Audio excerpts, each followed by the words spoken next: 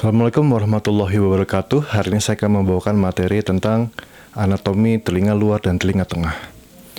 Telinga luar yang mencakup daun telinga atau pinna dan saluran pendengaran eksternal yang berfungsi sebagai awal dari proses pendengaran. Pinna berfungsi sebagai penangkap suara, mengarahkan gelombang suara ke dalam saluran pendengaran yang kemudian memperkuat dan mengarahkan suara tersebut ke membran timpani atau gendang telinga. Dengan demikian, suara dapat diproses lebih lanjut oleh sistem pendengaran kita. Struktur dan fungsi. Telinga luar memiliki struktur yang fleksibel karena adanya tulang lawan elastis yang dilapisi kulit dan terhubung ke tulang melalui ligamen dan otot.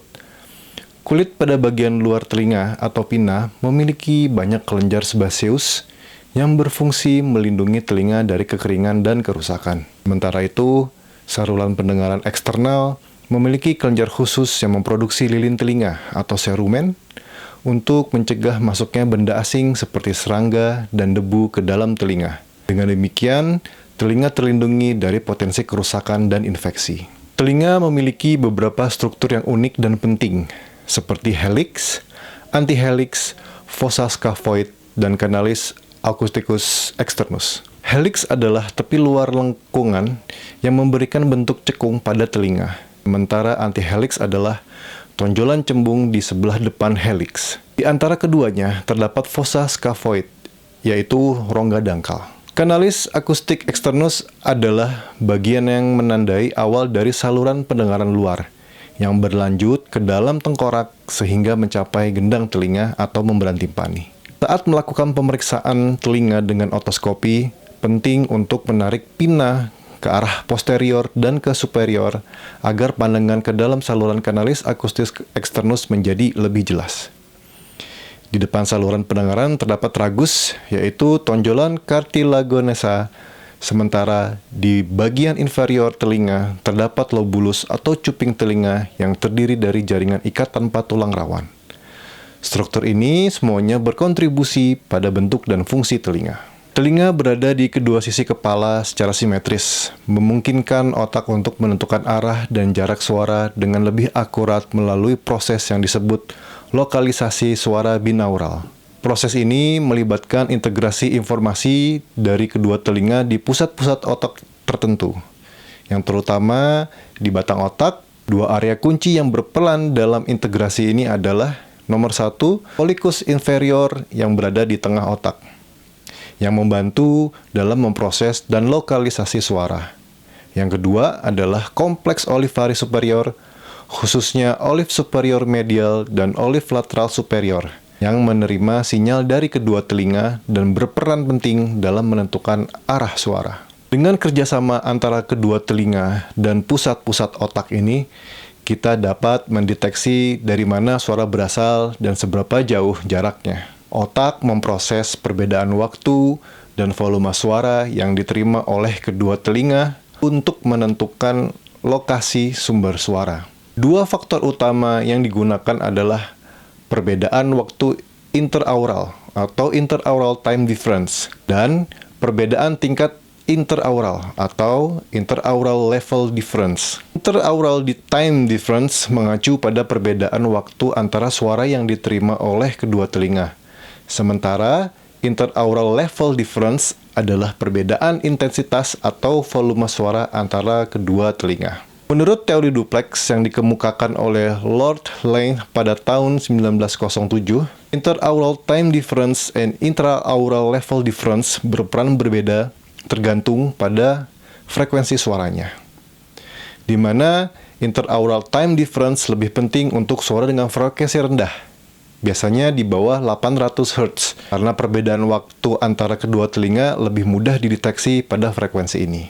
Yang kedua, interaural level difference lebih berperan pada frekuensi tinggi, di mana di atas 1600 Hz, karena perbedaan intensitas suara lebih mudah dikenali pada frekuensi ini. Teori ini menjelaskan bagaimana otak menggunakan perbedaan waktu dan intensitas suara untuk menentukan arah suara di bidang horizontal, tapi tidak sepenuhnya menjelaskan lokalisasi suara dalam dimensi lain, seperti suara yang datang dari atas atau dari bawah. Dengan demikian, teori ini memberikan pemahaman dasar tentang bagaimana kita mendeteksi lokasi suara di sekitar kita. Bentuk dan struktur unik dari pinna atau daun telinga itu diyakini berperan penting dalam membantu kita menentukan arah suara, terutama dalam membedakan suara yang datang dari depan atau belakang. Pinna memantulkan dan mengarahkan gelombang suara ke membran timpani, menciptakan pola tertentu yang kemudian diproses oleh otak untuk menentukan lokasi suara secara lebih akurat.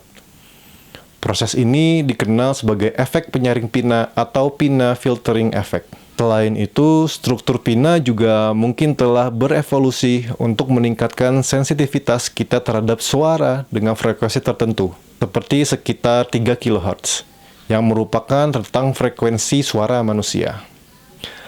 Hal ini diperkirakan mendukung perkembangan kemampuan berbicara dan komunikasi verbal pada manusia. Dengan demikian, pinna tidak hanya membantu kita mendengar, tapi juga berperan dalam memahami arah dan nuansa suara di sekitar kita. Perkembangan telinga pada janin itu dimulai pada minggu ketiga kehamilan dengan pembentukan plaque coat otik, yaitu penebalan lapisan luar embrio yang nantinya akan berkembang menjadi struktur telinga.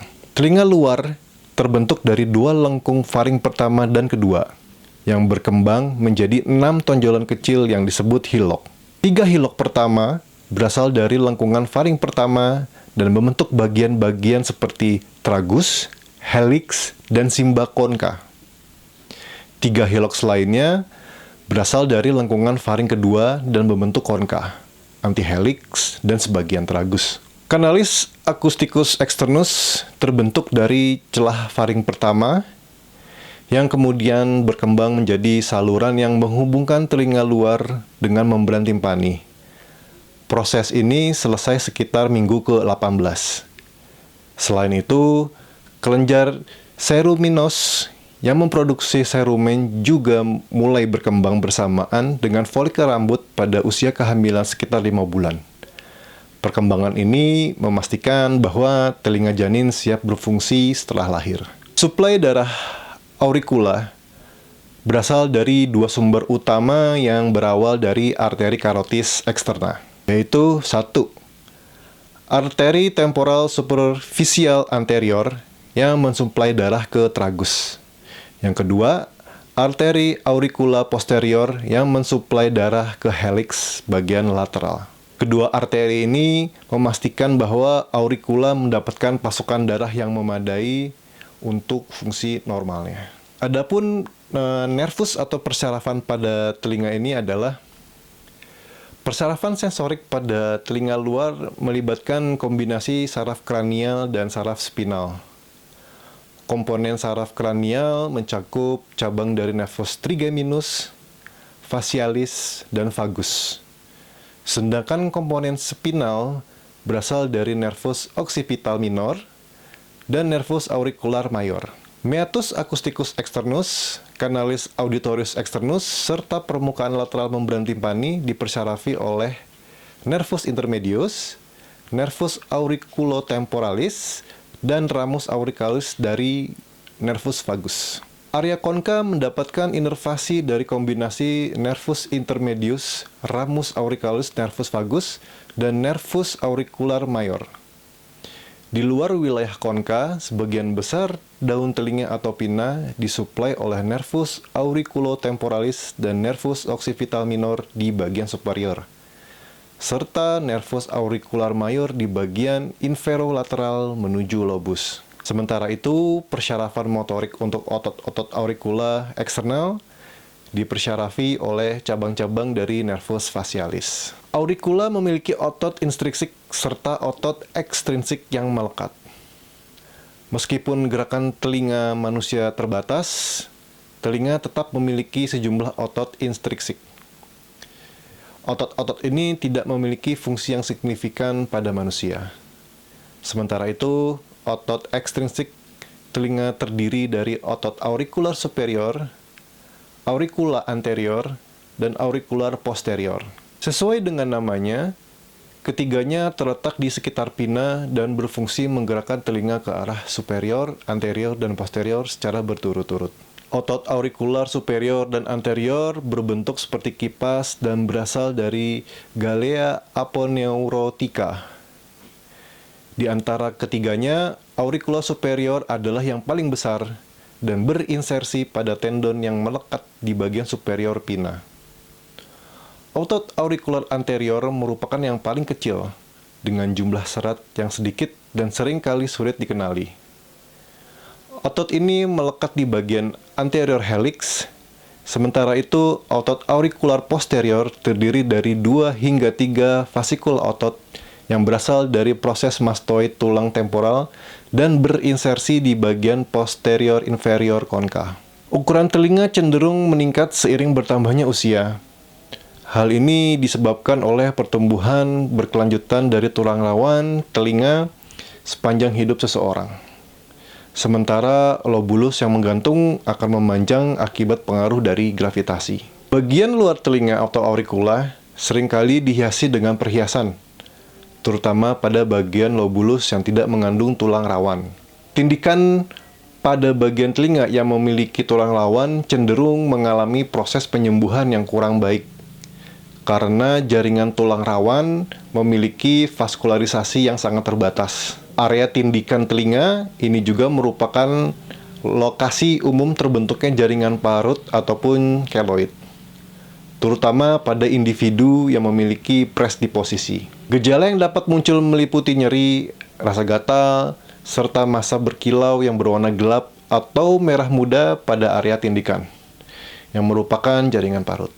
Orang kulit hitam yang diketahui memiliki resiko 15 kali lebih tinggi dibandingkan orang kulit putih dalam perkembangan keloid. Oleh karena itu, individu yang rentan disarankan untuk menghindari tindik tambahan atau trauma kulit lainnya untuk mencegah keloid lebih lanjut. Kondisi cauliflower ear sering dijumpai pada petinju atau individu yang mengalami trauma berulang pada daun telinga. Kelainan bentuk ini berkembang secara bertahap akibat terbentuknya hematom antara tulang rawan dan perikondrium, yang akhirnya menyebabkan kematian jaringan tulang rawan karena terputusnya dari suplai nutrisi. Proses ini kemudian diikuti oleh fibrosis yang menyebabkan deformitas telinga. Otitis eksterna merupakan peradangan pada saluran telinga luar.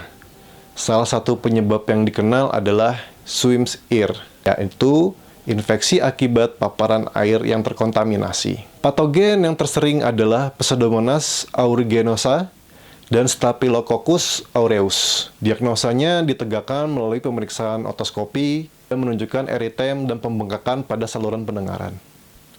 Pada beberapa kasus, hilangnya serumen dapat terjadi temuan awal akibat infeksi telinga. Tetapi umumnya menggunakan tetes telinga topikal dan jarang memerlukan antibiotik sistemik. Kondisi ini harus dibedakan dengan surfer ear, yaitu pertumbuhan tulang abnormal berupa eksostosis di kanal pendengaran luar akibat paparan dingin dan lembab yang berulang, sering ditemukan pada peselancar, penyelam, dan atlet olahraga air lainnya.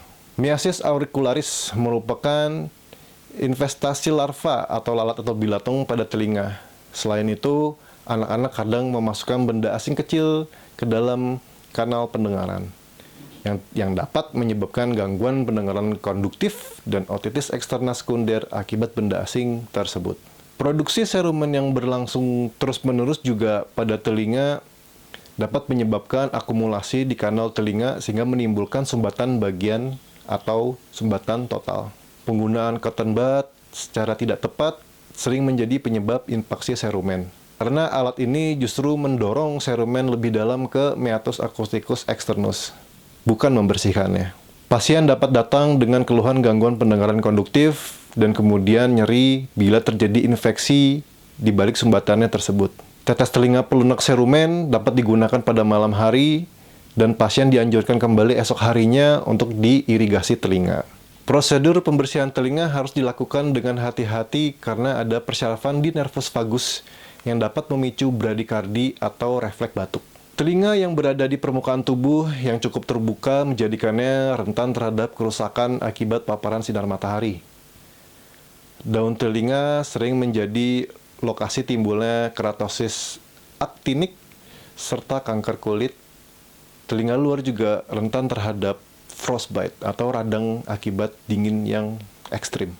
Kelainan bentuk telinga luar seperti mikrotia, anotia, displasia auricula, dan atresia kanal auditoris eksternal dapat berhubungan dengan sindrom genetik tertentu.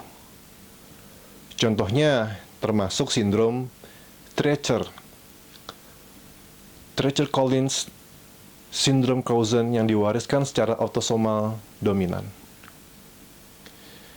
Di area depan tragus perlu diperiksa untuk mendeteksi adanya sinus atau skin tag preaurikular yang dapat menjadi penanda sindrom genetik seperti sindrom brachio-otorenal atau Beckwith-Wiedermann. Bayi baru lahir dengan tanda ini perlu dilakukan USG ginjal untuk mengevaluasi kemungkinan kelainan pada sistem urin.